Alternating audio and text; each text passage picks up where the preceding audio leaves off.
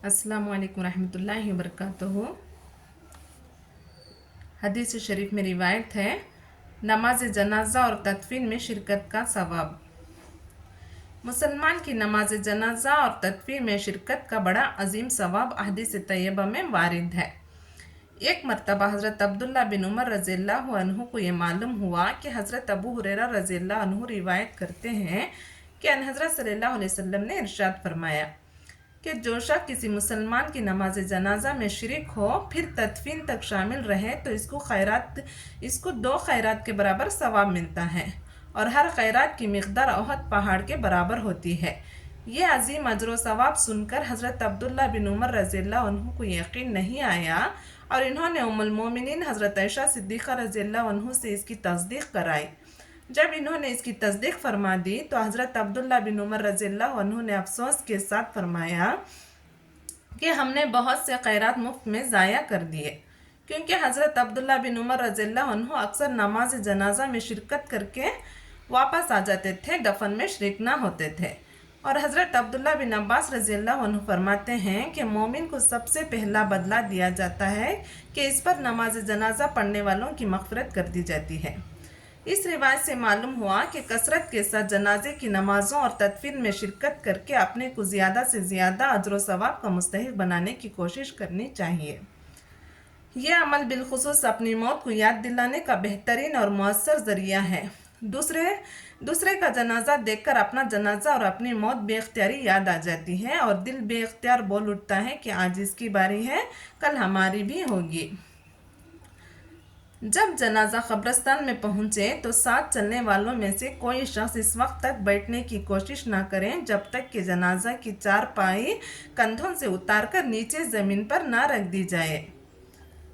इसके बाद मैयत को ख़बर में उतारने की तैयारी की जाए और ख़बर में उतारने वाले हजरात मैयत को रखते वक्त बिस्मिल्लाहि व अला मिल्लति रसूलिल्लाह, अल्लाह के नाम से तुझे रखते हैं और अल्लाह के रसूल के दीन पर तुझे अल्लाह के हवाले करते हैं, इसका विर्द करें और फिर मैयत को करवट से दाएं तरफ क़िबला रुख करके लिटा दें।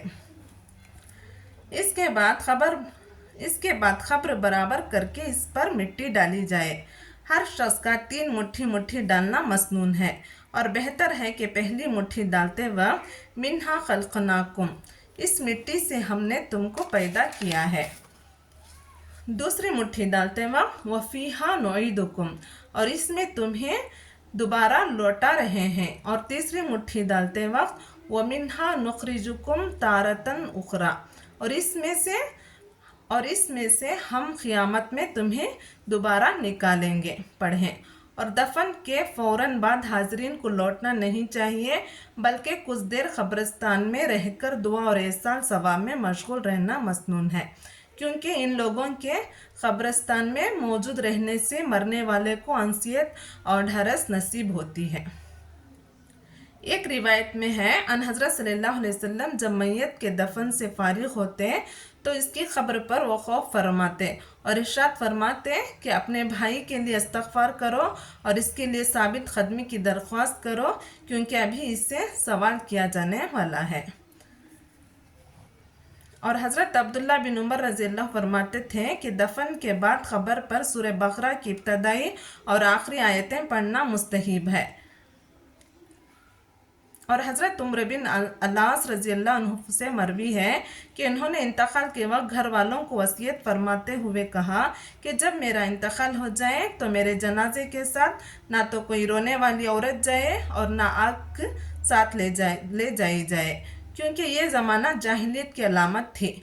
फिर जब तुम मुझे दफन कर चुको तो मेरी ख़बर पर कुछ पानी का छिड़काव कर देना। फिर जितने वक्त में एक ऊंट को ज़बाह करके इसके गोश्त को तकसीम किया जाता है, इतने वक्त तक तुम लोग मेरी ख़बर के पास रहना, ताकि मैं तुमसे अंसियत हासिल कर सकूं और ये देखूं कि मैं अपने रब के क़ासिदों को क्या जवाब देता हूँ। अल्लाह ताला हम सबको ख़ब्र के अज़ाब से बचाए, आमीन। अगर आपको हमारी हदीस पसंद आई है तो आप हमारे चैनल को सब्सक्राइब करें, शेयर करें और लाइक करें। जज़ाकल्लाह।